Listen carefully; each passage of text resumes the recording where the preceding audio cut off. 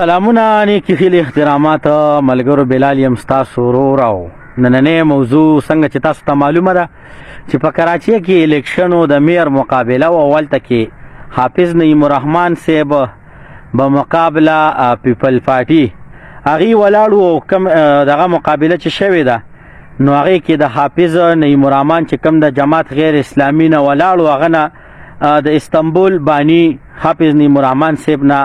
د بختی رحمان جوړولو باندې موږ د پیپل پارټي شکریا ادا کوو د حمایت یې کوو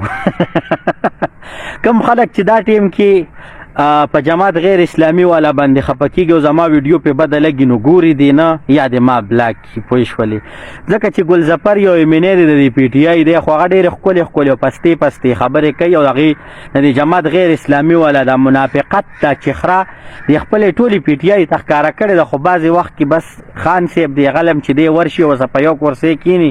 نو دا یوتیان وایي که جوړ دا بس سراج د علم زمونږ خپل کس دی نو نه به نه سراج لاله چې کمې څانګې ته ګوتې اچي که نه هغه د ویښه روځي د دې ټولو نه مخکې زمونږ د ایم ایم ای ګورنمنټو نو دا غیر اسلامي والا د مولیانو پارټۍ سره په شمولیت کې او صوبه کې بیا د هغې نه پس د مولیانو حکومت رانغی هغې د جړلې سره بیخي بنیادي و د هغې نه پس د نشنل حکومت راغی د نشنلیانو سره اتحاد کړو پوه شولې دلته په خیبر پښتونخوا کې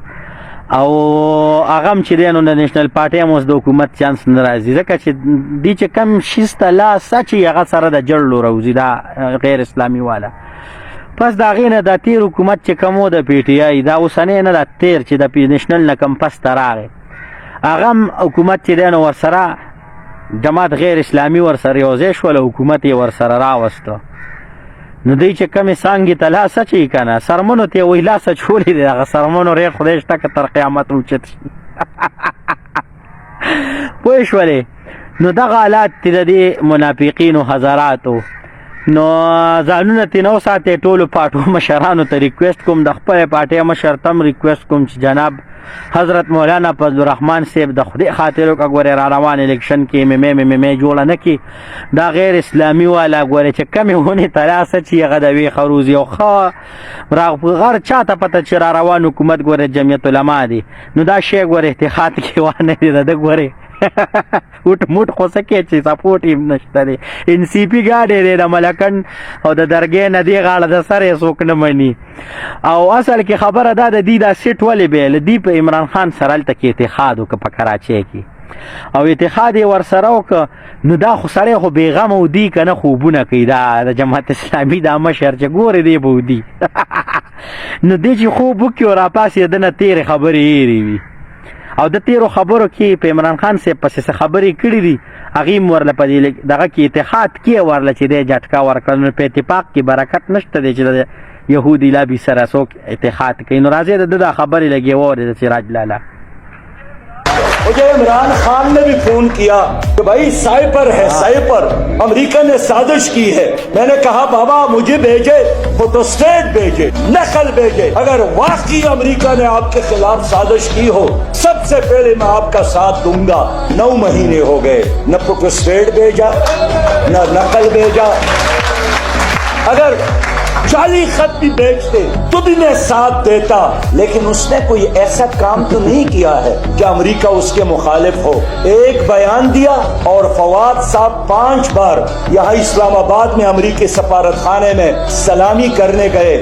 माफी मांगने गए और लॉबिंग शुरू की कि हमारी उस बयान का मतलब ये नहीं था कि हम अमेरिका के खिलाफ है मेरी हुकूमत अमेरिका ने नहीं गिराई ये तो बाजवा ने गिराई जिसने लाया उसी ने उठाया زبردست نو تاسو خو به ده اورېدلي نو ده خوب کړی او دا تقریر یې کړی نو دا خو خان صاحب ته پته وه خو هم کلاړي سړی دی نو هغه ته پته ولګېده چې دا خو منافقان دي نو بس د هغه د پی ټي آی چې کوم منحرف 30 اراکین و هغې دوی له اوټ ور نه کړ د دې یې مسترد کړله نو اوس چې دی اوس ته بیا بېغمه خوبونه کوي نو دا چې دی نو د دغو په دې چې دی نو عمران خان هم یا قارغه هم غول خوري هم مخوکه سنډي یا ورسره سم مضبوط ودرېږه او یا چې دی نو سمې مخالفت وکړه لکه څنګه چې مولانا صاحب کوي نو دا خو نه سیاسي سړی دی او نه مذهبي سړی دی بلکې نه په سیاست پوهېږي او د مذهب په نوم یې چې کومه پارټي جوړه کړې ده نو د مذهب سره د دې د پارټۍ سره تعلق نشته دی خپکیږي دی پینو که څوک په خپکیږي ځان لیا په سوځي نو برنال دی واخلو خټه ټیو لګي او دا ویډیو دی در سره مخ کې شیر کی او د جماعت اسلامي دا مکروه چې خره دی د دنیا ته خو نه الیکشن بیللې دی نو د حافظ نه د بانی استنبول حافظ نه مرمان نه